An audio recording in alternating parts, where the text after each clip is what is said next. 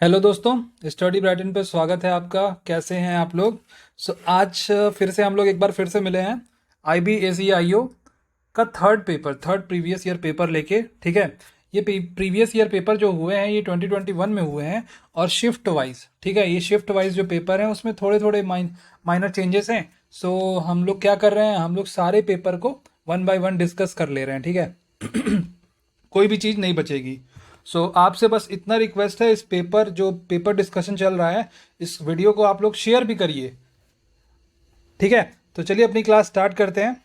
पहला question mirror image का है, बहुत आसान सा क्वेश्चन है। ये देखो, पी सीधा लिखा हुआ है, करेक्ट पी लिखा हुआ है, तो पी को अपोजिट मतलब उसका थोड़ा सा डायरेक्शन चेंज कर दो। जो ये बन रहा है ये चीज़, तो मिरर यहाँ लगाओगे तो ऐसे हो जाएगा कुछ। ठीक है, ऐसा पी देख लो कहाँ पे बन रहा है, यहाँ पे बन रहा है। ये तो गलत हो गया और ये होगा नहीं, बिकॉज ये वाला चीज़ इधर रहेगा और ये यहाँ भी बन सकता है, ये भी बन रहा है, बट यहाँ पे एन जो बन रहा है, एन सीधा बन रहा है, करेक्ट फॉर्म में एन बन रहा है।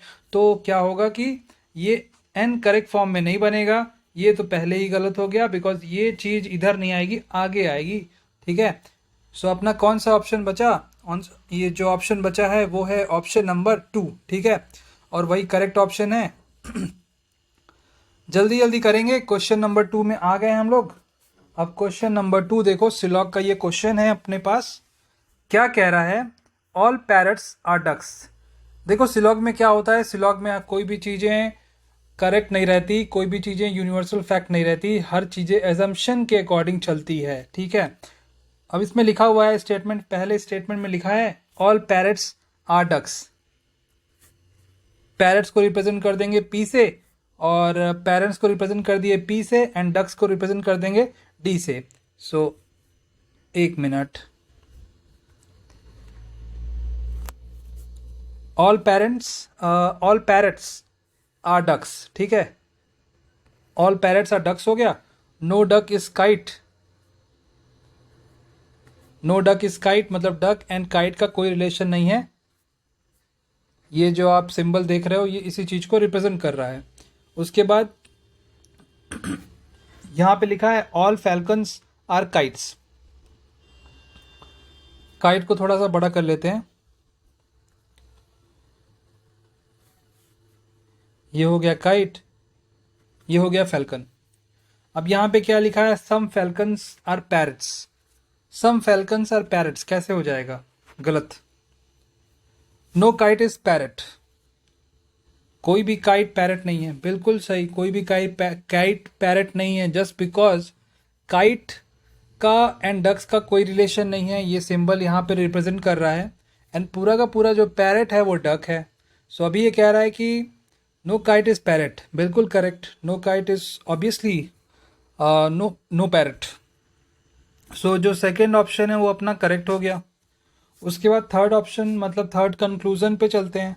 थर्ड कंक्लूजन क्या कह रहा है? थर्ड कंक्लूजन कह रहा है अपने से नो पैरट इज फैल्कन। क्या कह रहा है? No parrot, no parrot, no parrot. Parrot कहाँ पे है? पैरट ये है। No parrot is falcon. देखो पूरा का पूरा जो पैरट है वो डक है, एंड पूरा का पूरा फैल्कन वो क्या है? वो काइट है। एंड डक एंड काइट का आपस में कोई रिलेशन नहीं है। पैरट एंड फैल्कन का भी आपस में कोई रिलेशन नहीं होगा। ये बिल्कुल करेक्ट हो जाएगा। और option conclusion number second and third क्या हुआ? बिल्कुल करेक्ट हो गया। फोर्थ भी देख लेते हैं। सम काइट्स आर पैरट्स। देखो काइट ये है पूरा, कह रहा है सम काइट्स आर पैरट्स। कैसे पॉसिबल है? पॉसिबल है क्या? बिल्कुल भी नहीं है। कंक्लूजन 1 एंड कंक्लूजन 4 रॉन्ग हो गया, conclusion second and third correct हो गया। ठीक है, इसी के साथ अपना क्वेश्चन नंबर सेकेंड फिनिश हो गया। हमने कर लिया क्वेश्चन नंबर सेकेंड। अब चलेंगे क्वेश्चन नंबर थर्ड। अब देखो ऐसे क्वेश्चन में ना, क्वेश्चन नंबर थर्ड देखो, ये क्वेश्चन काफ़ी कंफ्यूजिंग वाला क्वेश्चन है। क्योंकि ये कंफ्यूजन क्यों क्रिएट कर रहा है? जस्ट बिकॉज इसमें बताना है ऑड फिगर, मतलब ये जो फिगर आपको दिए हुए हैं इसमें आपको फाइंड आउट करना है ऑड वन आउट। अभी ऑड वन आउट में ना क्या करना है, ये इतना सिंपल तो है नहीं ऑड वन आउट में। अब इसमें आपको बताना है ऑड वन आउट सारा एक कोई ये एक स्क्वायर है, स्क्वायर के अंदर सारे अल्फ़ाबेट्स रिप्रेजेंट हैं, ठीक है, मतलब अल्फ़ाबेट लिखे हुए हैं, ठीक है, अल्फ़ाबेट लिखे हुए हैं और सारों में सब में अल्फ़ाबेट लिखे हुए हैं। सो आपको बताना है कौन सा डिफरेंट है। देखो ऐसे क्वेश्चंस में अगर आपको एकदम आप क्लियर हो, आप एकदम कॉन्फिडेंट हो तो अटेम्प्ट करो, अदरवाइज अटेम्प्ट मत करो, आगे बढ़ो, ठीक है। अब देखो, अब मेरे को इसमें क्या लग रहा है, ऐसा हो सकता है यहाँ पे देखो ये अल्फ़ाबेट, ये 3 अल्फ़ाबेट और यहाँ से देखो ये 3 अल्फ़ाबेट, ठीक है, बीच में कोई गैपिंग नहीं है, बीच में कोई गैपिंग है नहीं है। और ऑप्शंस अगर आप चेक करो, ये एक अल्फ़ाबेट लिखा, ये एक अल्फ़ाबेट लिखा, बीच में गैपिंग कर दिया, फिर सेम इसके साथ किया, इसके साथ किया, बीच में गैपिंग कर दिया। बस यहाँ पे ऐसा नहीं किया, तीनों में लिखा है। अब देखो सेम यहाँ भी ये गैपिंग, ये गैपिंग, अब देखो ये गैपिंग, ये गैपिंग, बस इसमें ऐसा नहीं किया है। स्क्वायर बनाया, यहाँ भी अल्फ़ाबेट, यहाँ भी अल्फ़ाबेट, यहाँ भी अल्फ़ाबेट, यहाँ भी अल्फ़ाबेट और यहाँ भी अल्फ़ाबेट, मतलब सब में यहाँ पे कोई गैपिंग नहीं किया बीच में, ठीक है, और अदर 3 ऑप्शंस में किया है।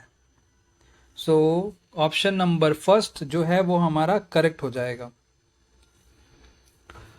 अब क्वेश्चन नंबर 4 क्या कह रहा ये एक बहुत आसान क्वेश्चन है। देखो क्या लिखा है, 32C, सी का मतलब है प्लस, उसके बाद 19 और फिर लिखा है बी, बी मतलब माइनस, -44। ए लिखा है, ए है डिवाइड, उसके बाद लिखा है डी, डी क्या है, डी मल्टीप्लाई और 2। अब देखो अपन क्या करेंगे, इसमें सिंपल सा बॉडमास अप्लाई करेंगे और आंसर फाइंड आउट करेंगे और खुशी के साथ हम लोग नेक्स्ट क्वेश्चन पे चलेंगे। अब देखो 11 डिवाइड बाई 44 है, कितना आएगा आंसर, 4 आएगा। 4 मल्टीप्लाई कर देंगे 2 से, कितना आएगा, 8 आएगा, ठीक है। सो अपने पास कितना आया, 32 प्लस 19 माइनस 8, कितना आया अपने पास, 32 माइनस 19, 32 प्लस 19 माइनस 8। तो बॉडमास के अकॉर्डिंग पहले सब्ट्रैक्ट करेंगे या प्लस करेंगे, देखो दोनों कर सकते हो अपने अकॉर्डिंग। अगर आपने माइनस किया फिर भी आंसर सेम आएगा, और अगर आपने प्लस कर लिया पहले फिर भी आंसर सेम आएगा। सो अपन बॉडमास के अकॉर्डिंग चल रहे हैं तो क्या करें, पहले प्लस कर लें, कर लेते हैं पहले प्लस। 9 प्लस 2 11 हो गया, 3 प्लस 1 4, एक 5 हो गया। सो 51 माइनस 8 कर दो, 11 माइनस 8, तो ये अपना आंसर आएगा 43, ठीक है। कितना आंसर आएगा, 43 आएगा अपना आंसर। अब देखो क्वेश्चन नंबर 5, देखो क्वेश्चन नंबर 5 में एक डाउट जो मुझे लग रहा है, अगर आपको भी लगेगा तो प्लीज़ कमेंट सेक्शन में बताना। ये डाउट ये है, अभी देखते हैं डाउट। देखो ये है क्यूब्स है, ठीक है, क्यूब्स है और क्यूब्स ना ओपन फॉर्म में है। अब इसको देखो अगर आपको क्यूब्स फॉर्म करना है तो कैसे फॉर्म करोगे, पहले आपको पिक करना पड़ेगा एक अल्टरनेट अल्फ़ाबेट। जैसे सी का अल्टरनेट अल्फ़ाबेट क्या होगा, ए होगा, बी का अल्टरनेट अल्फ़ाबेट क्या होगा, ई होगा, एंड डी का, डी क्योंकि बाहर है तो इसलिए बाहर वाले का अल्टरनेट अल्फ़ाबेट, जो कोई बाहर वाला अलग से अल्फ़ाबेट लिखा है वही होगा। सो डी का होगा एफ। अब ये क्या मतलब है इसका, इसका ये मतलब है these alphabets are opposite pairs, ठीक है।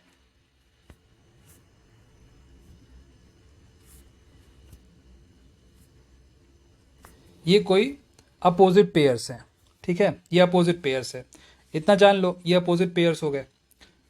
अब इसका ये मतलब है कि ये जो अल्फ़ाबेट्स हैं एडजेसेंट तो नहीं आएंगे, ठीक है, आपस में एडजेसेंट तो नहीं आएंगे।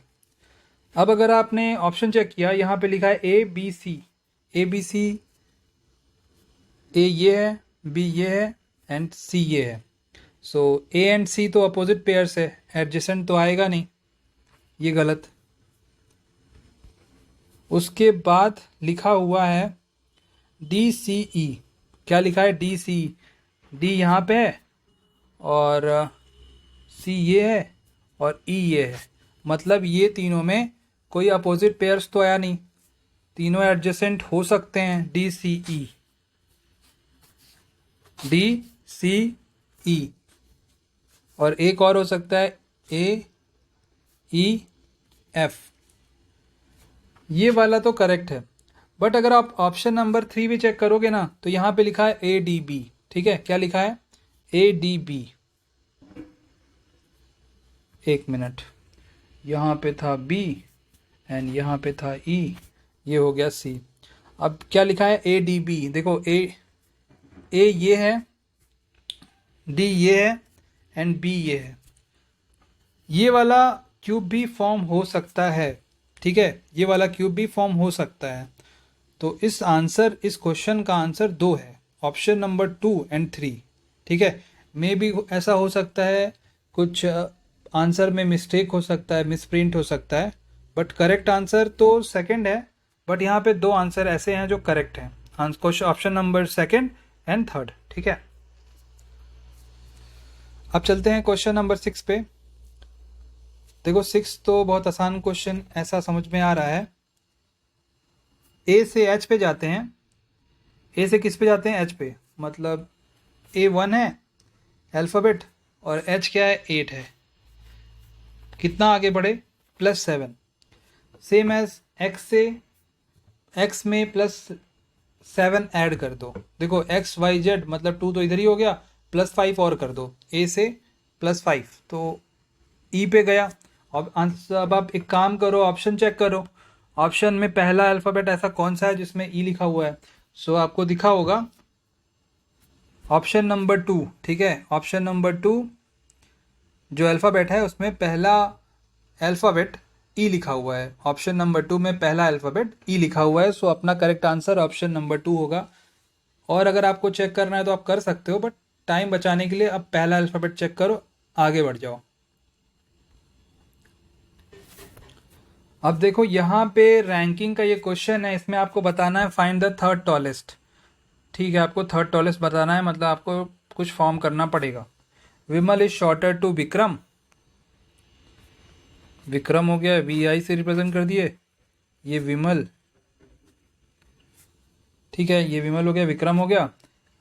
And Vimal is taller than Rakesh, ये राकेश हो गया। Then Ravi shorter to Vinay. Vinay कहाँ था? रवि शॉर्टर, एक minute, Ravi shorter to Vinay, VIN से रिप्रेजेंट कर दिए। एंड टॉलर देन विक्रम, ये विक्रम मतलब अपना कुछ ऐसे बना, यहाँ रवि यहाँ विनय। सो अपन क्या करेंगे, इसमें पूछा है हमसे find the third tallest person. So देखो थर्ड टॉलेस्ट पर्सन कौन सा है? थर्ड टॉलेस्ट पर्सन तो सिंपल सा है, ये वाला है। तो VI हमने किसके लिए रिप्रेजेंट किया? VI हमने विक्रम के लिए रिप्रेजेंट किया। ठीक है, Vikram is the third tallest among these 4 people. अब ये क्या कह रहा है? ये देखो सिटिंग अरेंजमेंट का क्वेश्चन हमारे पास आ गया। कितने जन हैं? 1 2 3 4 5 6। ठीक है, 6 जन हैं, 6 जन को बिठाना है। आओ चलो बिठाते हैं। तो ये हमने बिठा दिया 6 जन को। अभी हमने इनके लिए सिटिंग अरेंजमेंट मतलब चेयर लगाई है, बिठाना बाकी है। अब देखो कैसे बिठाएंगे, पहले तो स्टेटमेंट पढ़ो। अब इसमें देखो स्टेटमेंट के लिए आप यहाँ से स्टार्ट करते हैं, ध्यान से देखना हमारे साथ। इसमें लिखा हुआ है Varun is to the right of Kishore. Varun को कहीं भी बिठा दो, और किशोर, जो किशोर के बगल में वरुण बैठा है, मतलब किशोर यहाँ, तो इसके राइट में वरुण बैठ गया, because all are facing towards centre. ठीक है, तो इसका राइट ये होगा आर और लेफ्ट ये होगा। ओके, सो अब आगे अगर बढ़ें तो यहाँ पे लिखा है who is opposite to Atul. तो ये जो हु है किसको रिप्रेजेंट कर रहा है? ये रिप्रेजेंट कर रहा है किशोर को। ठीक है, ये रिप्रेजेंट कर रहा है किशोर को। अगर फॉर एग्जांपल आपको एक बात अगर पता होगी, फॉर एग्जाम्पल यहाँ पे लिखा होता एंड, ठीक है, लिखा होता Varun is to the right of Kishore and who is opposite to Atul, तो ये एंड पूरा सेंटेंस चेंज कर देता। ये क्या करता, ये वाला हु रिप्रेजेंट करने लगता वरुण को, ठीक है। सो आप क्वेश्चन में ध्यान देना अगर आगे से आपको ऐसा मिले। So who is opposite to Atul, so Kishore के अपोजिट में कौन बैठा, किशोर के अपोजिट में अतुल बैठ गया। और उसके बाद Swapan is neither next to Akshay nor Harshit, जो स्वपन है वो अक्षय और हर्षित के बगल में नहीं बैठेगा, ठीक है। एक इन्फॉर्मेशन मिली, हमने यहाँ पे लिख लिया। Harshit is to the opposite of Varun, ठीक है, यहाँ पे हर्षित को बिठा दो। और यहाँ पे बैठा है कौन, यहाँ पे बैठा है अतुल, ओके। सो हमने क्या किया, यहाँ पे कौन बैठ सकता है, यहाँ पे स्वपन बैठ सकता है। और यहाँ पे कौन बैठ सकता है, यहाँ पे बैठ सकता है ये वाला आशय, ठीक है। आशय को हमने डबल ए से रिप्रेजेंट कर दिया। सो सारे लोग बैठ गए। अभी क्वेश्चन क्या पूछ रहा, क्वेश्चन पूछ रहा who is to the right of Harshit, Harshit के राइट में कौन बैठा, हर्षित के राइट में डबल ए बैठा, डबल ए होगा आशय, ठीक है, आशय। क्वेश्चन नंबर 9 देख लो, सिलॉग का ये question, some mirrors are not glasses. देखो इसमें क्या कह रहा है, some mirrors are not glasses, मतलब सम मिरर्स तो ग्लासेस होंगे भी ना।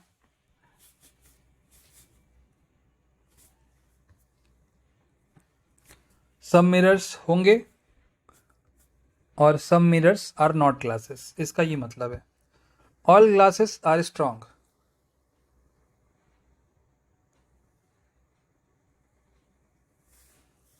All glasses are strong, strong को हमने ऐसे रिप्रेजेंट किया। Some strong are fragile, some strong are fragile, ठीक है। Some mirrors may be glasses, देखो ये है mirrors, some mirrors may be glasses, definitely some mirrors तो ग्लासेस होंगे ही होंगे, सम मिरर्स नहीं है और सम मिरर्स होंगे भी, ठीक है। इसमें ये तो नहीं बोला कि all mirrors are not glasses. So क्या होगा, ऑप्शन नंबर जो पहला है वो हम यहाँ पे लिख लेते हैं, करेक्ट है। Then we will go to option conclusion number second. अब यहाँ पे लिखा है सम ग्लासेस आर फ्रेजाइल, देखो ध्यान से, ग्लासेस ये है, फ्रेजाइल ये है, क्या रिलेशन है, कुछ नहीं, मतलब गलत हो गया। उसके बाद ऑल मिरर्स आर स्ट्रॉन्ग, भाई ऑल मिरर्स आर स्ट्रॉन्ग कैसे होगा, अगर लिखा होता सम मिरर्स आर स्ट्रॉन्ग तो होता, ऑल मिरर्स नहीं होगा, मतलब ये भी गलत, ये भी गलत। सम मिरर्स आर फ्रेजाइल, मिरर्स यहाँ पे है, फ्रेजाइल यहाँ पे है, ये भी गलत हो गया। मतलब जो ऑप्शन नंबर 1 है हमारे पास वो करेक्ट है, ठीक है, ऑप्शन नंबर 1 हमारे पास बिल्कुल करेक्ट है। क्वेश्चन नंबर 10 में आ चुके हैं।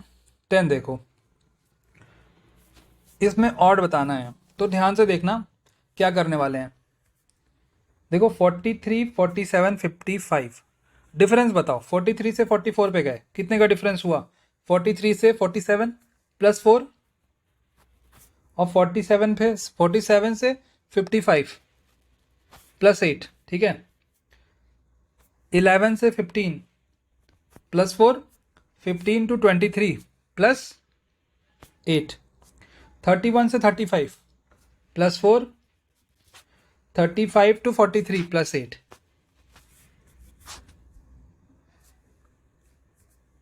Plus 4 plus 8 plus 4 plus 8 plus 4 plus 8, तीन ऑप्शंस में तो same logic, plus 4 plus 8 plus 4 plus 8 and plus 4 plus 8।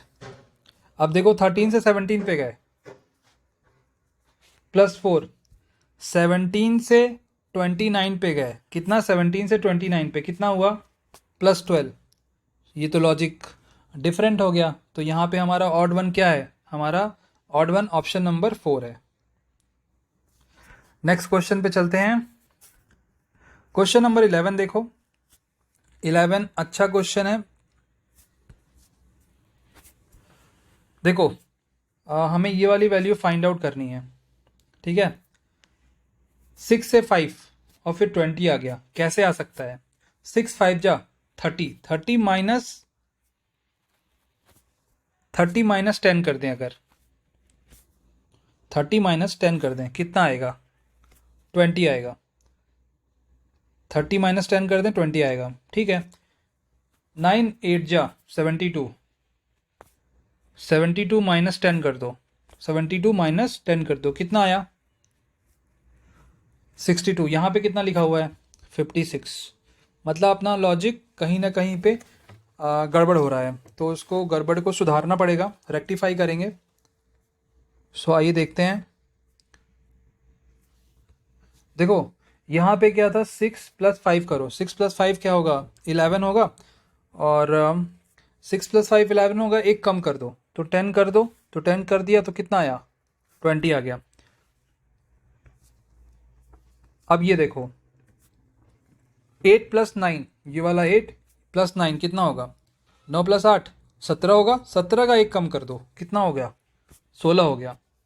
अब 72 माइनस 16 करोगे, 56 आ जाएगा। उसके बाद 7 प्लस 3, 3 प्लस 7 कितना होगा? 10 होगा।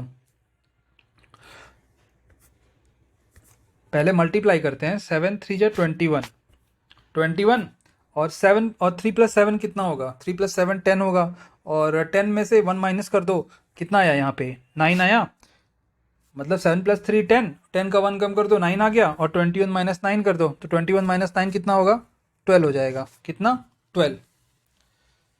आंसर क्या हुआ? आंसर हुआ 12। Next question. अब देखो क्वेश्चन नंबर 12 है हमारा।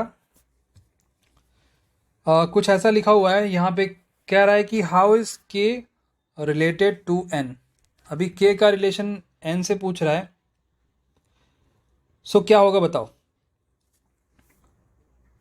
जे divided by K minus L plus M into N, ये लिखा हुआ है, ठीक है।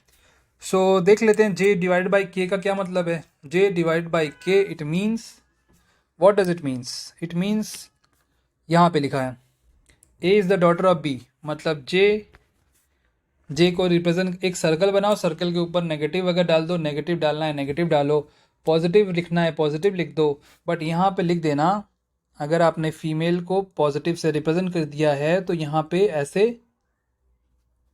लिख देना, आपको आप भूलोगे नहीं, ठीक है। अब देखो यहाँ पे क्या लिखा हुआ है, J is the daughter, J is the daughter of K. J is the daughter मतलब एक जनरेशन ऊपर जाएंगे, बिकॉज जे जो है वो एक जनरेशन नीचे है। उसके बाद क्या करेंगे, जे का लिख दिए, के माइनस एल है। के माइनस एल का क्या मतलब? A is the sister of B, मतलब K is the sister of L. K का भी जेंडर क्लियर है, एल का जेंडर क्लियर नहीं है। L plus M, L plus M का क्या मतलब? A is the father of B, A is the father of B, मतलब L plus M, L is the father of M, L is the father of M, ठीक। M into N, M into N का क्या मतलब?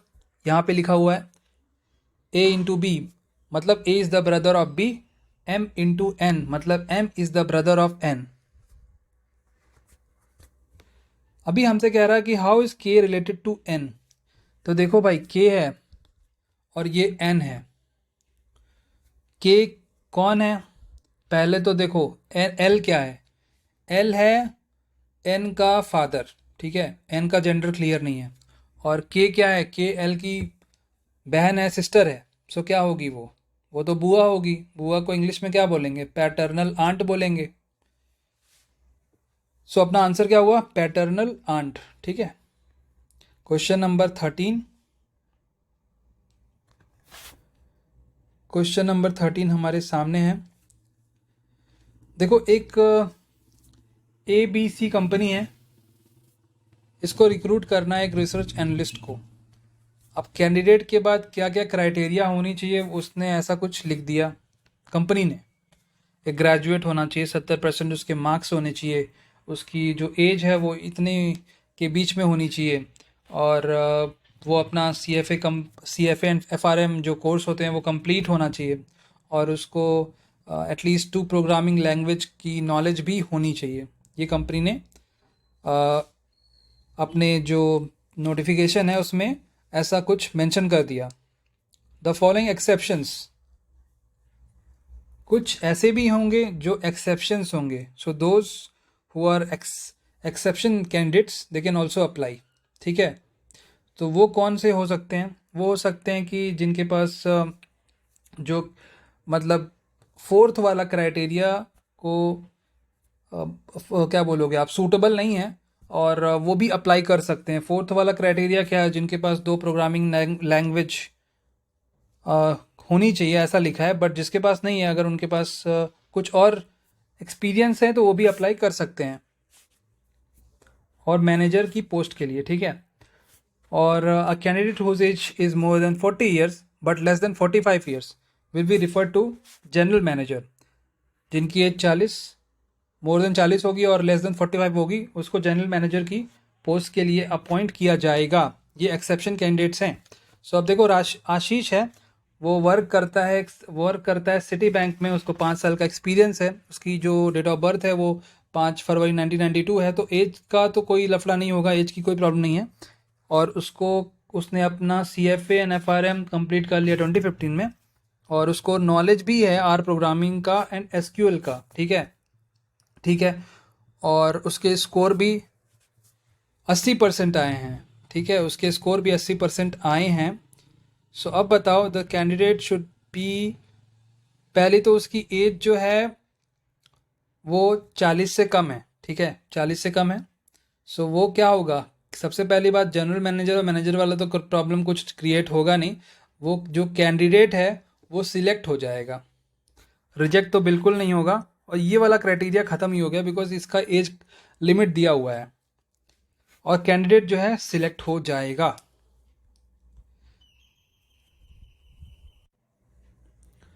तो question number 14 देखते हैं। Question number 14 क्या है अपने पास? ये देखो, ये तो मिसिंग अल्फ़ाबेट का क्वेश्चन है।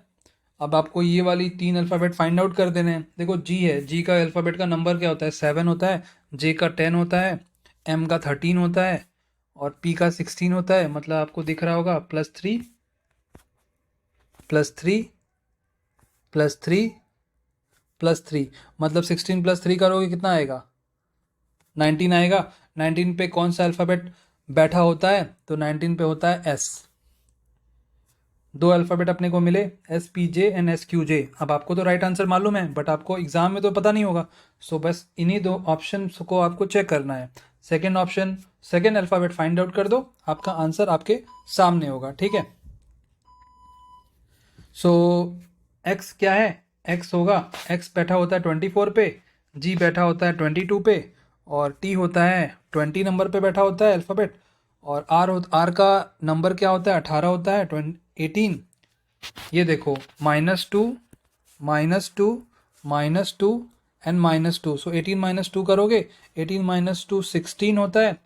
और 16 पे कौन सा अल्फ़ाबेट होता है, आपको ये बताना है। पहले पे आ गया एस, दूसरे पे आएगा पी। ठीक है, सो अपना करेक्ट आंसर क्या हुआ? Option number second. अब देखो, यहाँ पे मिरर इमेज का ये क्वेश्चन मिरर यहाँ पे लाई करेगा, आपको यहाँ पे बताना है। अब ये देखो, डाइस कुछ ऐसे लिखी हुई है। सो ये डाइस क्या हो जाएगी? ये CI D, मतलब ये D हो जाएगा, ये E हो जाएगा, ये C हो जाएगा। ये ऐसे डाइस ऐसे लिखी होनी चाहिए। ठीक है, तो देखो यहाँ पे अपने को मिल रहा है, और ये वाला फर्स्ट पे आएगा। सो ये वाला फर्स्ट पे ही आना चाहिए। ये देखो, ये तो गलत हो गया, बिकॉज ये डाइस लिख दिया, डी को ऐसे बना दिया। डी ऐसे नहीं बनेगा, डी बी की तरह बनेगा। ये तो बिल्कुल ही गलत, ये तो वाटर इमेज बना दिया, ये भी गलत हो गया। सो जो अपना करेक्ट आंसर है वो है ऑप्शन नंबर फर्स्ट। और option number first and option number second में से गलत क्यों हुआ ऑप्शन नंबर सेकंड, आपको पता चल गया। बिकॉज यहाँ पे डी को डी जैसा नहीं बनेगा, डी जैसा नहीं बनेगा, डी बी जैसा बनेगा, बिकॉज मिरर इमेज लेके चल रहे हैं ना। अब देखो क्वेश्चन नंबर 16 देख लेते हैं। क्वेश्चन नंबर 16 क्या कह रहा, बहुत ध्यान से देखना। स्टेटमेंट एंड आर्ग्यूमेंट्स का ये क्वेश्चन है, तो बहुत ध्यान से देखना। ये क्वेश्चन के गलत होने की प्रोबेबिलिटी बहुत ज़्यादा रहती है, बहुत ज़्यादा, ठीक है, चांसेस बहुत ज़्यादा रहते हैं। तो ये ऐसे क्वेश्चंस प्रैक्टिस कर लेना, ये इंपॉर्टेंट है। स्टेटमेंट एंड आर्ग्यूमेंट का क्वेश्चन ये। अब इसमें क्या कह रहा है, should robots replace astronaut in space mission.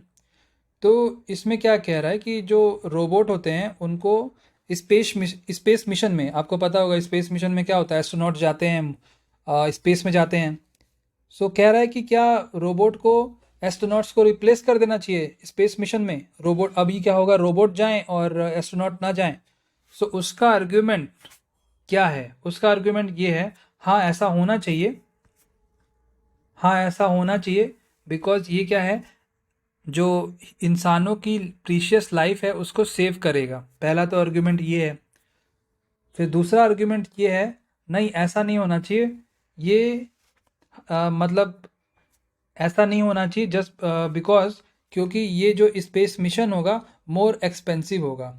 देखो भाई, स्पेस मिशन तो ऑलरेडी एक्सपेंसिव होता है, ठीक है, स्पेस मिशन तो ऑलरेडी एक्सपेंसिव होता है। बट यहाँ पे जो सबसे मोस्ट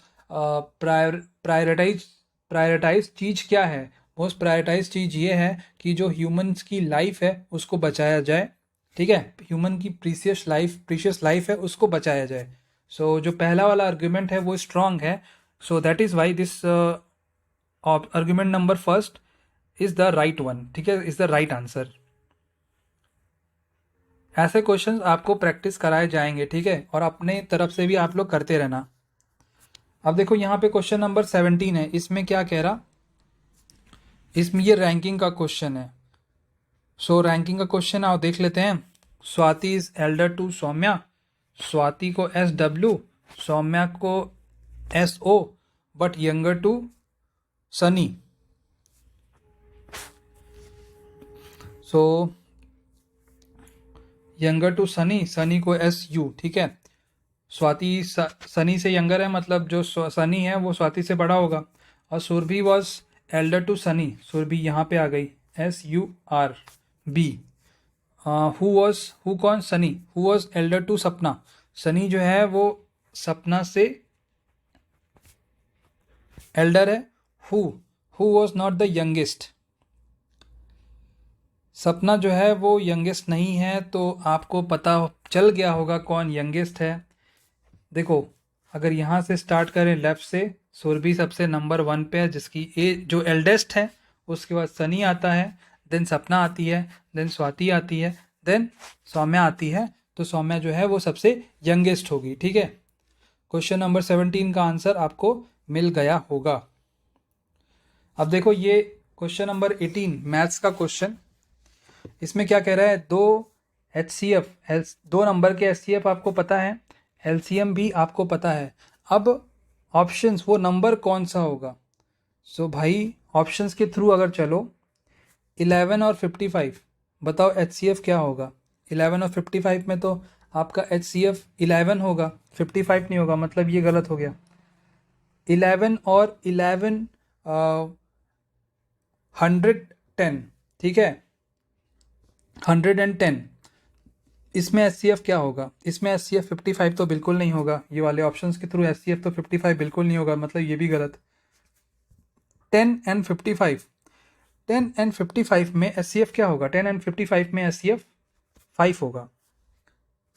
55 एंड 110, 110, इसमें जो HCF है, HCF मतलब क्या, दोनों, ऐसा नंबर जो दोनों में मिल जाए। सो दोनों नंबर, ऐसा कौन सा नंबर है, 55 है, दोनों में मिल गया। और LCM क्या होता है, बड़ा नंबर होता है। सो LCM क्या होगा, 110 होगा।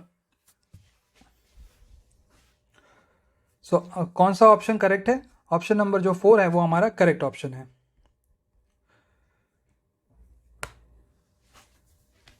अब देखो ये हमारे पास एक क्वेश्चन है रॉन्ग टर्म का, ठीक है, रॉन्ग टर्म का ये क्वेश्चन है हमारे पास। D होता है चौथे नंबर पे, अल्फ़ाबेट में 4th नंबर पे, देन फिर H आया 8th number, then 12, then 16, then 20। तो यहाँ पे आप देख रहे हो +4 +4 +4 एंड +4 का एक सीरीज चल रही है।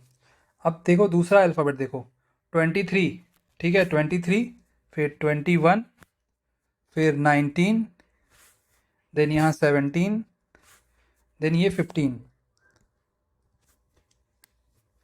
सब में -2, -2, -2, -2, ठीक है। थर्ड अल्फ़ाबेट देखो 9, 13, M 13 होता है, ये 17 होता है, फिर 21 मतलब U, और फिर 24 मतलब X,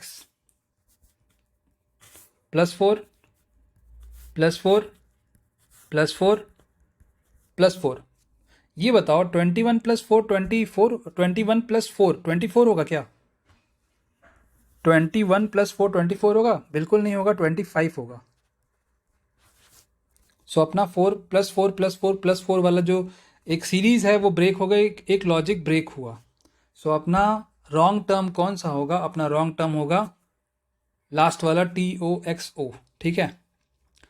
लास्ट क्वेश्चन इस क्लास का ये वाला क्वेश्चन आई होप आपको समझ में आया हो, क्वेश्चन नंबर 19। अब लास्ट क्वेश्चन है, ध्यान से देखो। इस क्वेश्चन में क्या कह रहा है?